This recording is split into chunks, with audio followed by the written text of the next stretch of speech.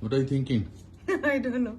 Just trying to concentrate on the camera and see that he gets my focus. After how long are you doing this photo shoot? Oh, photo shoot I do at home, but I do it with my hair that I've bought, which I think is my hair. So what happened? Tell me the story of I called you up for this role in the film Yeah, Signature. it's uncanny. You called me at a time when I'm just getting my infusion and the nurses are standing on me. And I know you're in the USA. So when I see it go Anupam Kher USA number, I was like, he's calling me because it's urgent. You know, because we don't call and chat, hey, what's happening then? Yeah. So I said, let me answer this. So I take it and you start saying that, I want you to do a film. And I say, I would love to do, but can you wait? And you said, no, I can't wait. Why do you want me to wait? And why is there so much noise in your house? And I said, I couldn't lie because all the nurses were around me. So I said, I'm not at home. Where are you? So I'm like, I'm That's in the not hospital. the way I talk. You talk. Huh? I was nice to you. So, no, surprisingly, ever since I lost my hair, I was getting a lot of calls for, web series and this and that. And I was like, God, why am I getting calls now when I don't even have hair? So So I didn't tell them. Okay, so you. But with you, I just can't not tell you that I don't want to do your film. So I said, okay. And you started rattling off the role and he's like, this is, you like this and like this and then you have to pay this. And I was like, okay, are you going to do it? And I was like, yeah, but are you going to do it? So I was like, okay, but I need to talk to you. So then I spoke to you in the night and I told you that, is it okay if I come to the sets with a wig? And you said, why would you come with a wig? And I said that I've lost my hair, I've just gone through treatment.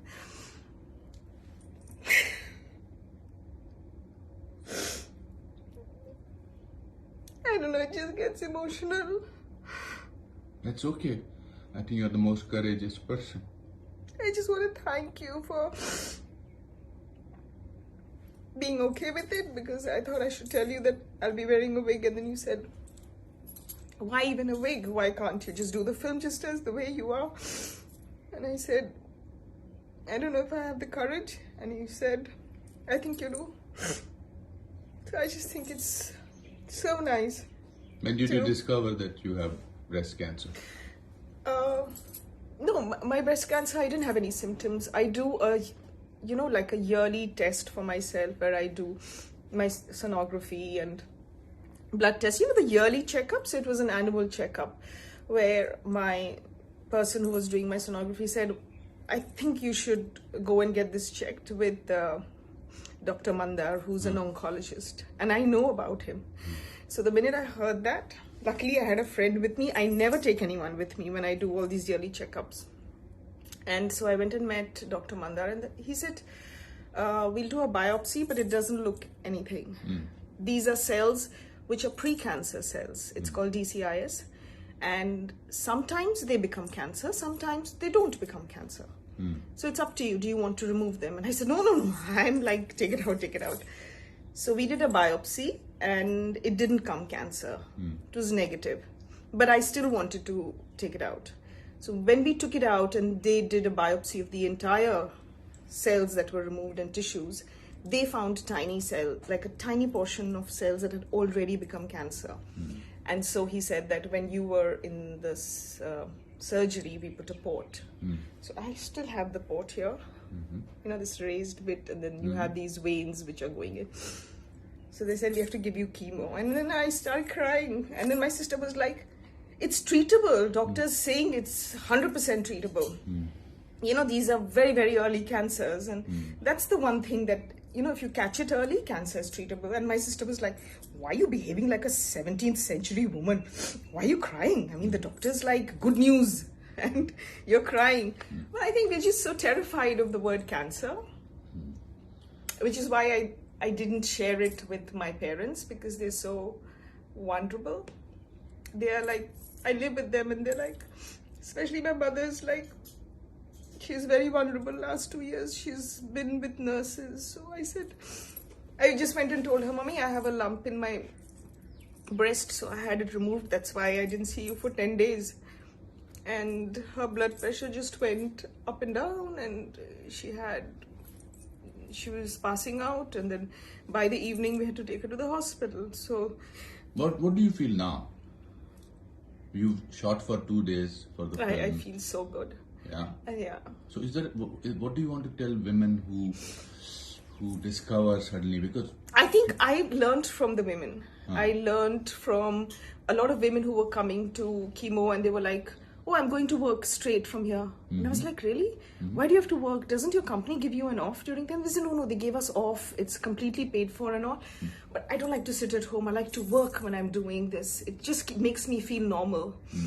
And I was like not the very brave one. I was like, everyone in my family was brave, like my friends and my sister and my brother. And I was like all the time weeping and crying till I met a little boy. I heard his voice and he gave me strength. And I just looked at him, and during my half chemo, I went just to make conversation with him. And I said, "Arey, aapki dawai bas itni hai, meri to itni sari hai. Isi se to theek hote hain." he said that he was also getting treated for इसी से तो ठीक होते हैं. तो I said, हाँ, लेकिन फिर ना मैं बहुत दिन तक ऐसे ही लेटी रहती हूँ, मेरे को बहुत तकलीफ होती है.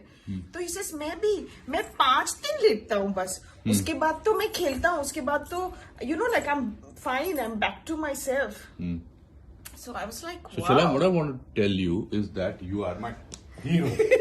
So she is my hero, and she's fantastic. She's the best thing. He actually and she's said, beautiful. when I said, I don't know if I'll suit, being on the sets like this, he says, we don't have real life heroes, and that's what we're looking for.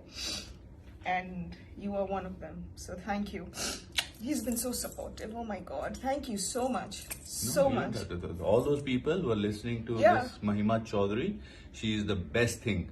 And she's superb. You need more people like this, because no matter how many people you have holding your hand, it's not enough during times like this. So, yeah, I am so grateful to him. So all for of reaching you out. people now have to pray. She's fine, by the way. Yeah, I'm fine. I'm totally recovered. Yes. So, And I'm doing well. Thank you. lots of love. Thank you. Thank you so much. Thank you. Thank you. Cut.